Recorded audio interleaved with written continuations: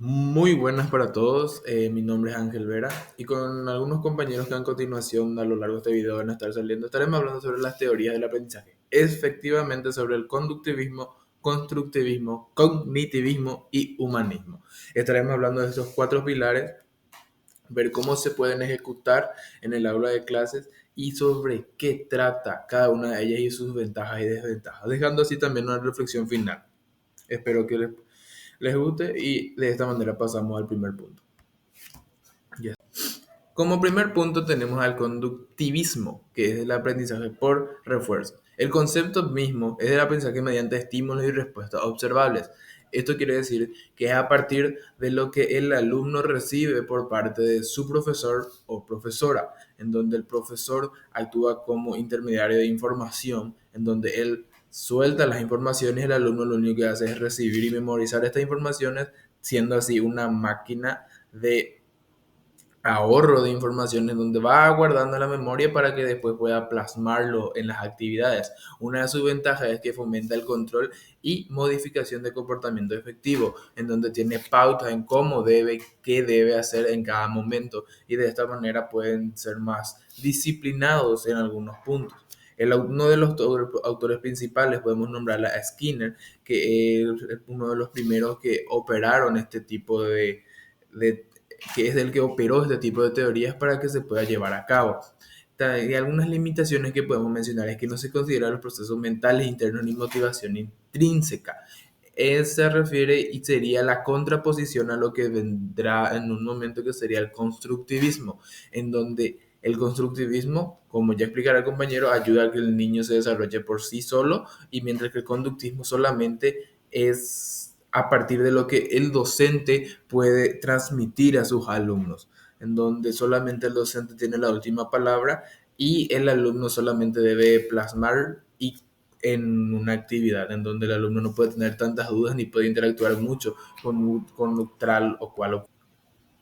Como medio de aplicación en el aula podemos mencionar el uso de refuerzos positivos y negativos para moldear conductas, en donde se puedan poner pautas significativas en donde se deba hacer esto o se deba hacer aquello. Como normas de clase también podríamos nombrar, por ejemplo, pueden ser hacer la tarea en silencio, tirar la basura en el basurero y demás otras opciones que tenemos. En el proceso de aprendizaje también se puede ver la repetición y refuerzo fortalecen la asociación estímulo-respuesta, en donde constante repetición de informaciones carga el cerebro del estudiante y esto pueda memorizarlo para que después puedas plasmarlo como ya dije, en la actividad o en un examen. A continuación, les dejo al compañero.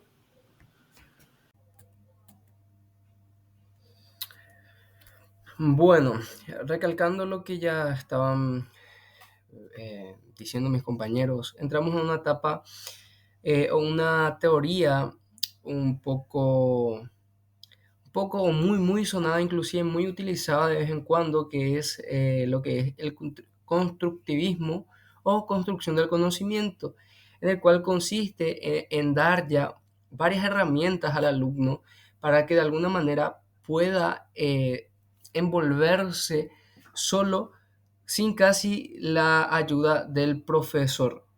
Esto obviamente para que el alumnado, o bueno, universitarios inclusive, puedan generar una autonomía única. Como ya mencioné, el aprendizaje es activo y el individuo construye su propio conocimiento.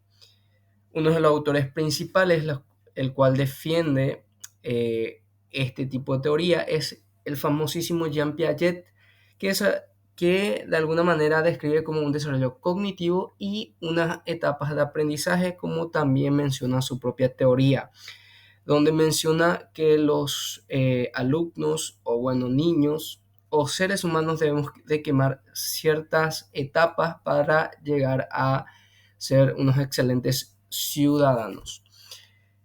Algunas de sus ventajas: promueve pensamientos críticos y aprendizaje significativo. Esto, como ya mencioné, es a causa de que el, el aprendizaje es casi autónomo a darles ya las herramientas suficientes para que el alumno pueda de alguna manera ver y palpar todo lo que está adquiriendo, ¿verdad?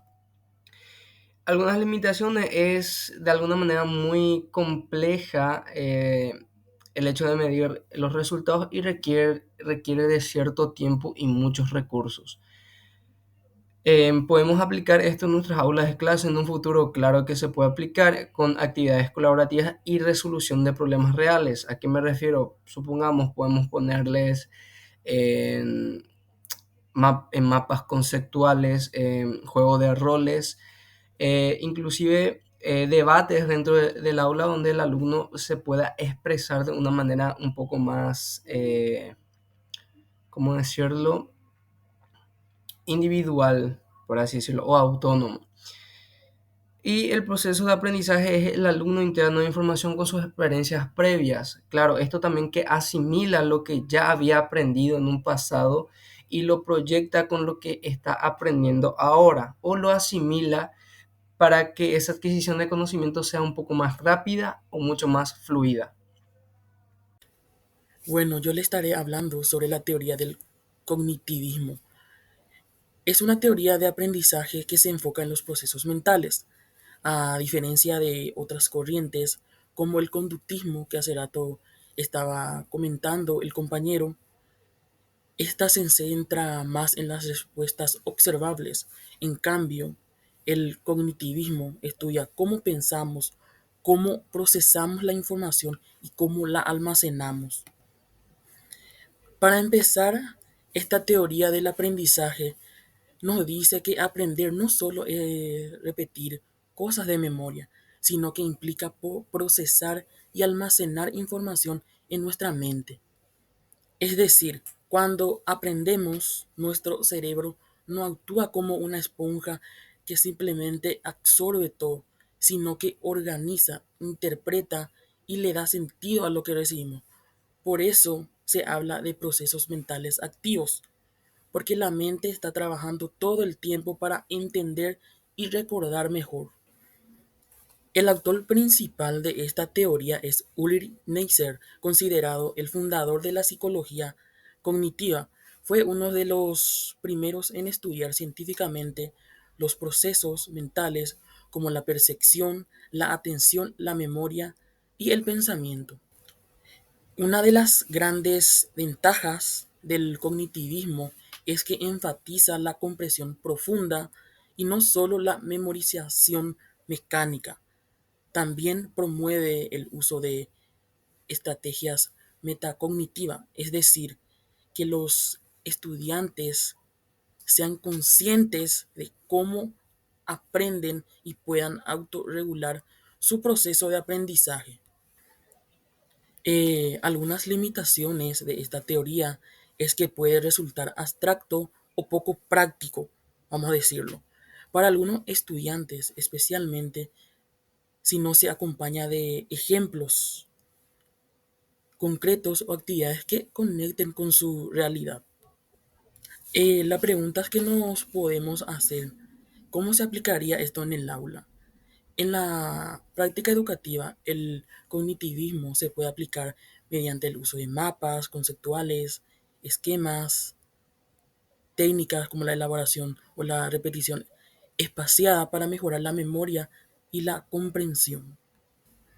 Ya para culminar, el proceso de aprendizaje en el cognitivismo implica un procesamiento activo de la información, es decir, no solo escuchamos o leemos, sino que reorganizamos la información en nuestra mente, relacionándola con conocimientos previos y formando nuevas estructuras mentales.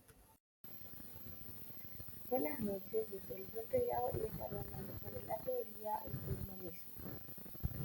El principal autor de esta teoría es Abraham Maslow, quien subrayó la importancia de crecer como personas y alcanzar nuestro máximo potencial. El principal concepto de esta teoría es que la educación debe enfocarse en cada persona, no solamente en el ámbito académico, sino que también a desarrollar sus emociones, sus habilidades sociales y por sobre todo sus valores éticos. Una de las ventajas que tiene es la motivación, que ayuda a los estudiantes a que se interesen más por aprender. además del crecimiento emocional que fomenta en su desarrollo de habilidades emocionales. Pero como tiene ventajas, también tiene sus limitaciones, que es, que es complicado saber cuánto va avanzando el estudiante, además de que sus calificaciones pueden depender mucho de las opiniones personales del estudiante. Esta teoría se puede aplicar en el aula a través de un ambiente seguro, o sea que el lugar en donde los alumnos estén debe ser cómodo, además de que se debe de cuidar el bienestar emocional que los alumnos tienen. Y el proceso de aprendizaje se satisface con las necesidades emocionales y sociales. Así es como estuvimos viendo las cuatro teorías que son la teoría conductivista, la teoría constructivista, la teoría del cognitismo y también la teoría del humanismo. A mí en lo particular de entre estas cuatro teorías me gusta más o me parece más útil en mi práctica o mi futura práctica docente es la teoría del humanismo. ¿Por qué? Porque se preocupa más en el bienestar emocional y en el bienestar social de los estudiantes, no simplemente por lo académico, sino que también crea un ambiente de apoyo en donde los estudiantes se sienten más motivados a aprender y permitir a adaptar la enseñanza de acuerdo a las necesidades que cada estudiante tiene y también de reconocer el potencial que cada uno de los estudiantes tiene. Como sabemos, todos somos diferentes y es eso mismo lo que esta teoría destaca, el del poder avanzar de acuerdo a la personalidad que cada estudiante tiene.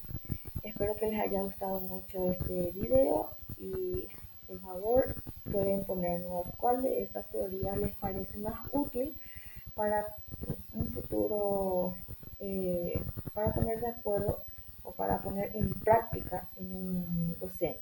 Muchas gracias y buenas noches.